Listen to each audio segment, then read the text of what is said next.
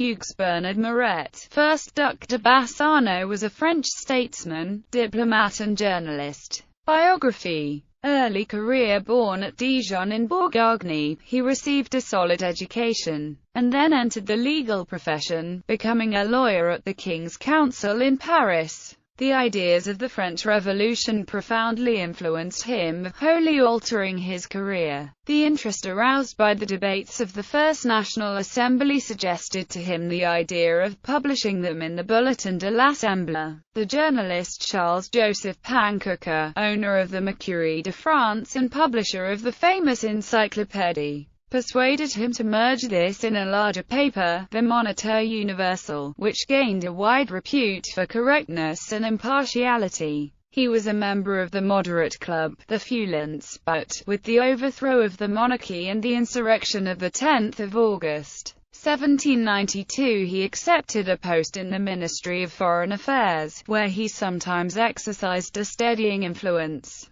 On the withdrawal of the British legation, Citizen Maret went on a mission to London, where he had a favourable interview with William Pitt the Younger on the 22nd of December 1792. All hope of an accommodation was, however, in vain. After the execution of Bourbon King Louis XVI, the chief French diplomatic agent, Bernard-François de Chauvelin, was ordered to leave Britain, while the National Convention declared war. These events limited the impact of Maret's second mission to London in January 1794. Envoy of the Republic. After a space in which he held no diplomatic post, he became ambassador of the French Republic to the Kingdom of Naples, but while negotiating with Charles de Simonville, he was captured by the Austrian Empire and was kept for some 30 months, until, at the close of 1795, the two were set free in return for the liberation of Princess Marie-Thérèse Charlotte, the daughter of ex-King Louis XVI.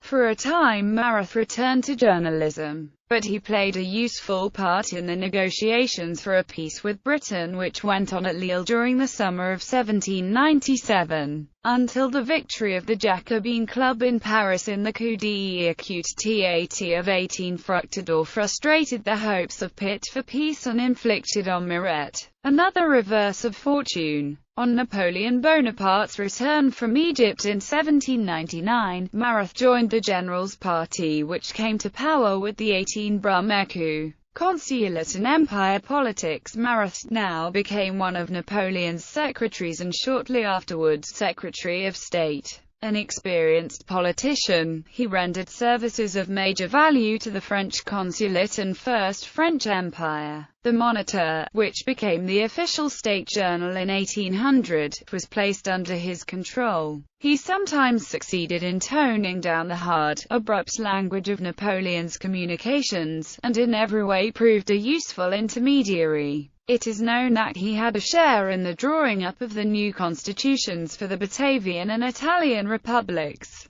In 1804 he became minister, in 1807 he was created count, and in 1809 he was granted the title of Duc de Bassano, one of the titles with the status of Duce Grand Fief in Napoleon's Kingdom of Italy, a rare hereditary honor, which gives an insight into how well respected his work was by the emperor. He was extremely devoted to Napoleon, as shown by his work to make pass into law the artifices adopted by the latter in April-May 1808 in order to make himself master of the destinies of Spain. Maret also assisted in drawing up the Spanish Constitution of 1808, which was rejected by almost all Spanish subjects. He accompanied Napoleon through most of his campaigns, including that of 1809 against the Fifth Coalition, and he expressed himself in favor of the marriage alliance with the Archduchess Marie-Louise of Austria, which took place in 1810. In the spring of 1811, the Duc de Bassano replaced Jean-Baptiste de Champigny as Minister of Foreign Affairs.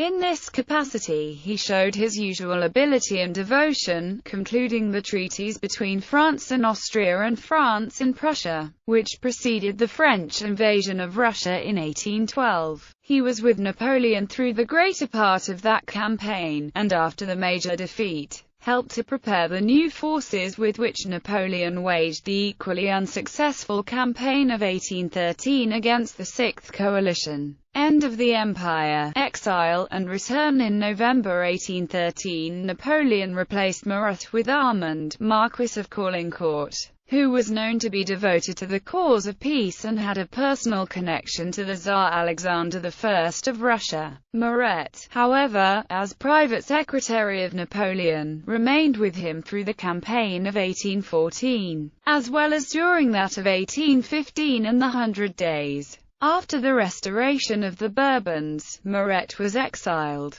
He retired to Graz, where he occupied himself with literary work. In 1820 he was allowed to return to France. After the July Revolution of 1830, the new King Louis-Philippe elevated him as a peer of France. In November 1834 Maret served a short time as Prime Minister of France. The Duc de Bassano died at Paris in 1839.